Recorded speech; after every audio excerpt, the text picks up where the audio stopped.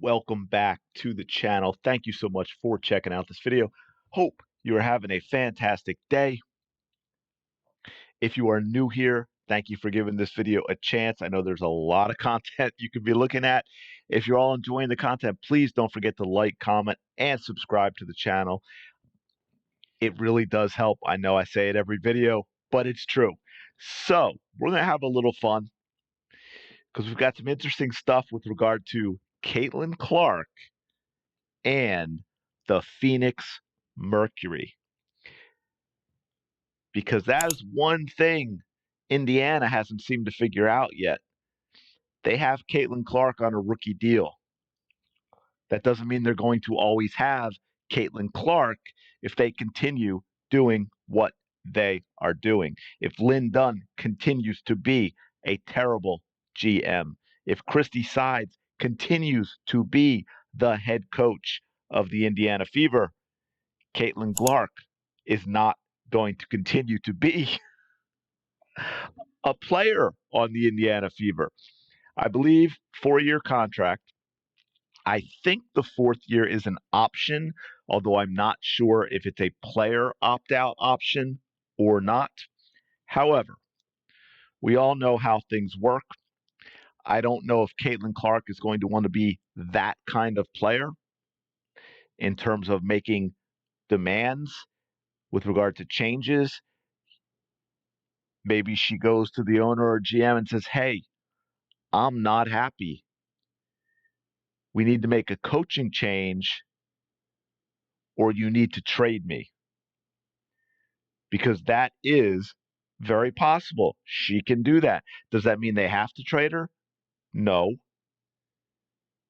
Do you want an unhappy Caitlin Clark on your team? I don't know if that's the best idea. So let's talk about a possibility. One possibility is the Phoenix Mercury. Why is that? I'm glad you asked. First of all, we're going to look at this from what I believe may have been a little bit of a tipsy Sophie Cunningham of the Phoenix Mercury, by the way. ESPN mics catch Mercury player recruiting Caitlin Clark at WNBA All-Star Game. Indiana Fever star Caitlin Clark was recruited by a Phoenix Mercury player. Oh, and I already just gave it away. Oh, well. So the WNBA All-Star Game was an exciting battle between Team WNBA and Team USA. I believe that is absolutely true. I cannot criticize anything about the game itself. It was a great showcase for the league to bring in new fans. Still can't wait to see the TV ratings, and compare them to previous All-Star games. So, at one particular point, the mics caught a conversation between Clark. I'm not sure who else was there. You had Clark, Cunningham, and Natasha Cloud, by the way, also a player for the Phoenix Mercury. Natasha Cloud and Caitlin Clark are pretty good friends. So we have that connection as well. Natasha Cloud's having a pretty good year. I'm actually surprised she wasn't on the All-Star team. I think she's averaging like 12.5 points, over 4 rebounds, and over 7 assists per game. I mean, she's a top assist player in the WNBA, something like 7.2. So I believe she's in the top 5, if I'm not mistaken, in her own. So she's a heck of a ball player. But in this, and when I did this, it popped open to X. Anyone else still struggle with the whole X thing? It just sounds weird. What do you call it? We still call it tweets, right? So confusing. Anyway, now be careful. I have this on blast because it's really, really hard to hear the part by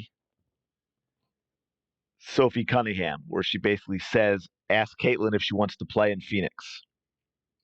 So this first part with Caitlin Clark might be a little loud because Sophia's isn't, and I'm hoping you'll be able to hear it. So, but if not, that's what she's asking. So here we go.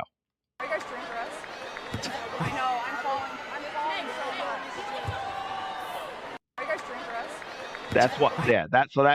It's really hard to hear. Sorry about that. The mics didn't pick it up great. I've got my volume cranked on most things. It would have blown out your eardrums. But that was Sophie Cunningham asking. That's Natasha Cloud, by the way, in the hat. Which, as you'll see in another video here in a second, that is a Phillies hat, my friends. So Caitlin Clark's got some competition now with me as my favorite on my favorite WNBA favorite player list, because how do I not pick a player who's rocking a Phillies hat at a basketball game? Come on now. But there's more to it than just a what seemed to be a tipsy Sophie Smith, if I'm not mistaken. As I will show you, I will go down. I won't play it, but as you can see here, their team must be okay with it. Is that a spicy sofarita in your hand? So yeah, and look at that face. Yeah, Sophie, she was having a good time. But this this was from a conversation. I actually saw this with the owner of the Phoenix Mercury, Matt Ishbia, who, by the way, was actually a pretty decent ball player himself. So he's not just some really rich guy is going to be like, it'd be cool to own a professional sports franchise. The man knows basketball. Him and Pat, they had this conversation happen right around, I believe, when Caitlin was breaking the college scoring record. She was still in Iowa. This is in like February. And so they were having a conversation. And as says here, we wanted her. She's an unbelievable player. I love watching her anytime. Matt Ishbia, the owner of the Phoenix Suns, is a big time Caitlin Clark fan. So you've got that there as well. If you hear Matt talking about Caitlin, it wouldn't surprise me if he asks Cunningham to ask Caitlin about playing in Phoenix.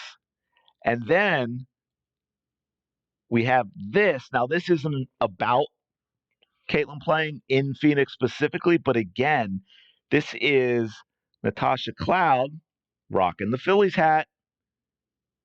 I'm digging it, Natasha, being asked, actually asked her about the All Star game and talking about Caitlin Clark. Let me see. I just want to make sure I have the volume okay. I don't want to blast your ears after that last one. I think this is a little louder. Natasha, you had some notes in being the point guard yourself. You see everything that happens in the game. What did you see tonight? I just think we saw a young WNBA team that was ready to be able to prove themselves out here on the floor tonight.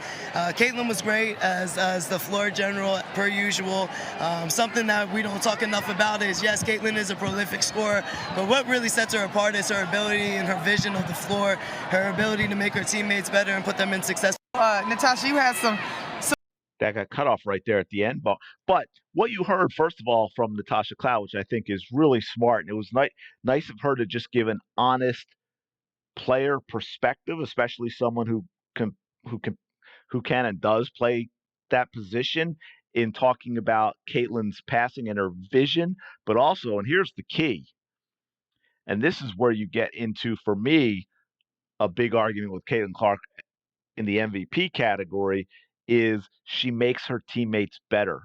Caitlin Clark, by the way she plays and just being on the floor, makes her teammates better. That cannot be overstated.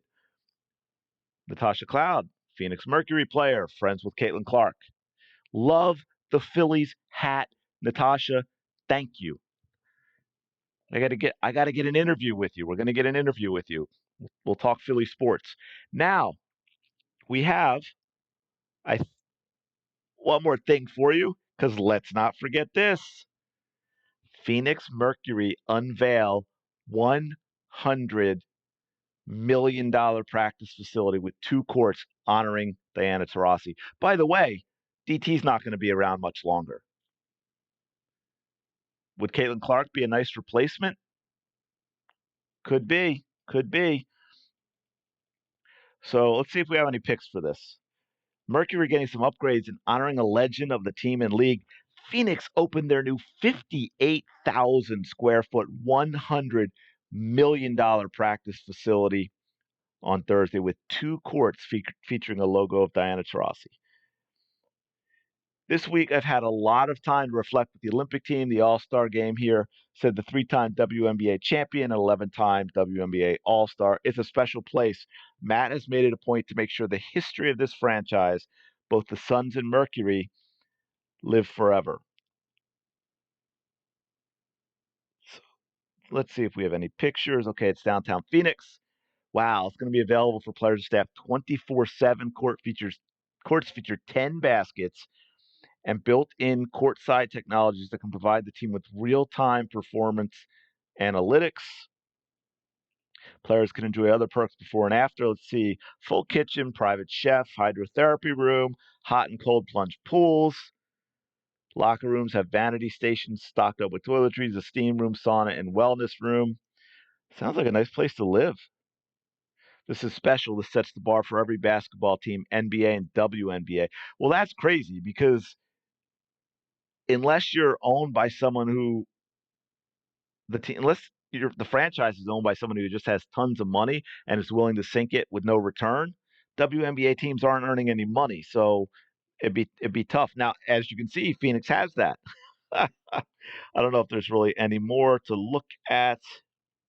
Just wanted to see if we had a good picture, but that's what I'm saying is that's another huge attraction as well. So you've got the owner is a huge Caitlin Clark fan, loves her as a player. Sophie Cunningham trying to recruit her at the All-Star game. She's friends with Natasha Cloud, a good player on the Phoenix Mercury. You have a brand new $100 million state-of-the-art practice facility. And what do you have in Indiana? You have Christy Sides. That's what you have in Indiana. You have this, okay? Body language tells you everything. Let's go through the 4 of these, right? This is the All-Star game. That is with Cheryl Miller. And then of course we have Christy Sides. She puts her hands on Caitlin Clark so often, it is getting disturbing. Caitlin doesn't look at all happy there. Not at all happy. Doesn't look at all happy there either, does she? No, she does not. As the first comment says, well, one is listening to a Hall of Famer OG GOAT, and the other is a high school coach. Yeah, pretty much. So, what do you think? Caitlin Clark in Phoenix? Griner's not getting any younger. Maybe send Caitlin and AB down there. Replace Griner and Taurasi out in the desert. Very, very interesting. Let me know your thoughts in the comments below. Stranger things have happened in sports. Like I said, I don't know if Caitlin's got it in her to be like, hey, you got to make a coaching change or I'm gone. Real quick, oh man, before I let you go, because that was a big thing. I don't know if anyone's knows this story, but Magic Johnson, when he came into the league, this is sort of what happened. You had Paul, I almost said Paul Westphal, but I believe it was Paul Westhead, who was the coach of the Lakers, wanted to play a slow down offense that was just not Magic's thing. It became a standoff. Player goes or coach goes. The Lakers fired their coach. And as they say, the rest is history. So, hey, Indiana Fever, you might want to look to a coaching change, or maybe Caitlin Clark is playing next year or the year after in Phoenix. Let me know your thoughts in the comments below. Please, if you can, smash the like button and subscribe to the channel. We're on our way, slowly but surely, just like the tortoise, on our way to 6,000. And I'm going to leave it there. Thank you so much for checking this out, and I will talk to you later.